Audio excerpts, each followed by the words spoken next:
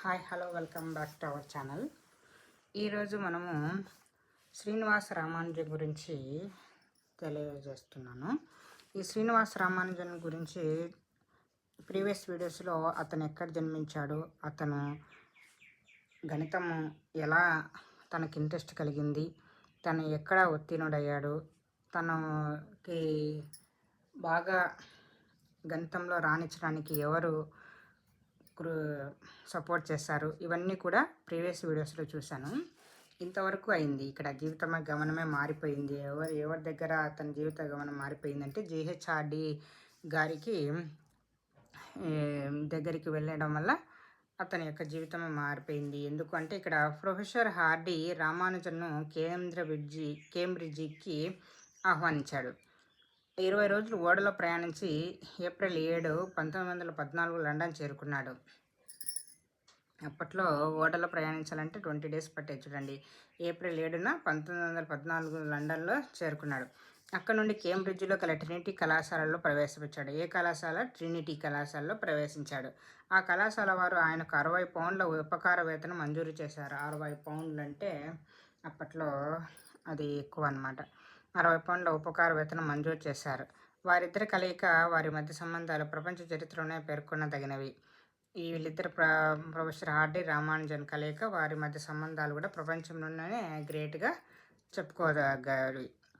ఆ సమయంలో professor Hardy దగ్గర రామానుజన్ నేర్చుకోవడం కన్నా రామానుజన్ దగ్గరే ప్రొఫెసర్ హార్డీ గణితంలో అనేక విషయాలు నేర్చుకున్నాడు. ఇదే విధంగా మనము ఓన్గా ప్రాక్టీస్ చేసే కంటే ఎవరైనా మన దగ్గరికి స్టూడెంట్స్ వచ్చినప్పుడు మనం స్టూడెంట్కి చెప్తున్నప్పుడు మనం స్టూడెంట్స్ నుంచి ఎక్కువ నేర్చుకునేదే ఉంటుంది. ఆ విధంగా ప్రొఫెసర్ హార్డీ గణితంలో అనేక విషయాలు రామానుజన్ దగ్గర నుంచి నేర్చుకున్నారు. రామానుజన్ ఇంగ్లాండ్లో ఉన్న 5 సంవత్సరాల్లో 21 పరిశోధన పత్రాలు యూరోప్లోని వివిధ పత్రికల్లో ప్రచురించబడ్డాయి. ఇందులో 5 పత్రాలు మాత్రమే హార్డీతో కలిసి రూపొందించబడ్డాయి. శీతల ప్రదేశము అతని ఆరోగ్యంపై దుష్ప్రభావం చూపింది. శీతల ప్రదేశం అంటే కోల్డ్ వెదర్ అతని ఆరోగ్యంపై, ఎవరి ఆరోగ్యము అంటే రామానుజన్ ఆరోగ్యంపై దుష్ప్రభావం చూపింది. ఫలితంగా ఊపిరితిత్తులు పాడైపోయి క్షయవ్యాధి సోకింది. ఏ వ్యాధితో చనిపోయారు అని అడుగుతారు. క్షయవ్యాధి. భారతదేశం వెళ్ళిన వ్యాధి తగ్గవచ్చని చెప్పిన మీదట రామానుజన్ 1919 ఫిబ్రవరి 27న 4 వారాలు ఓడలో ప్రయాణించి భారతదేశము చేరాడు. మళ్ళీ అక్కడ ఆరోగ్యం బాగవుతుందని మన ఇండియాకు రిటర్న్ వచ్చేసాడు. చివరి రోజుల్లో చెన్నైలో వైద్య సేవలు పొందుతున్నప్పుడు ప్రొఫెసర్ హార్డీ కేంబ్రిడ్జ్ నుండి రామానుజన్ చూడడానికి వచ్చారు. అతను మంచి క్లోజ్ కాబట్టి అతను రామానుజన్ చూడడానికి వచ్చాడు. ఎవరు? ప్రొఫెసర్ హార్డీ చెన్నైలో.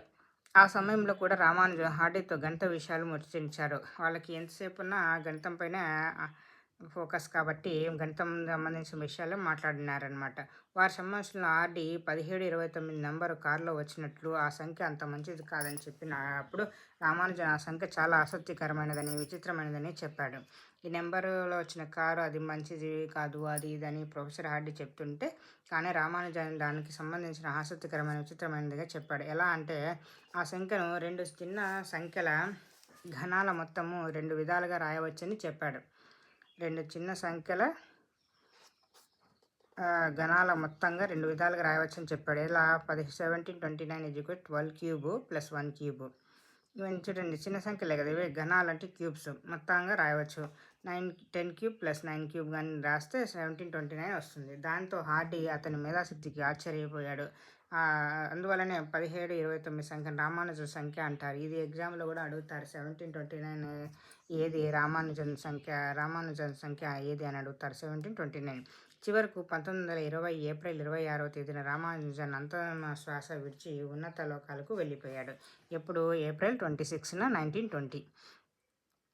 అతని కీర్తి మాత్రం భూమిపై నిలిచి ఉంది. అతని యొక్క ఇంకా పవర్ అంతా కూడా అందరము అనుకుంటూనే ఉంటాము.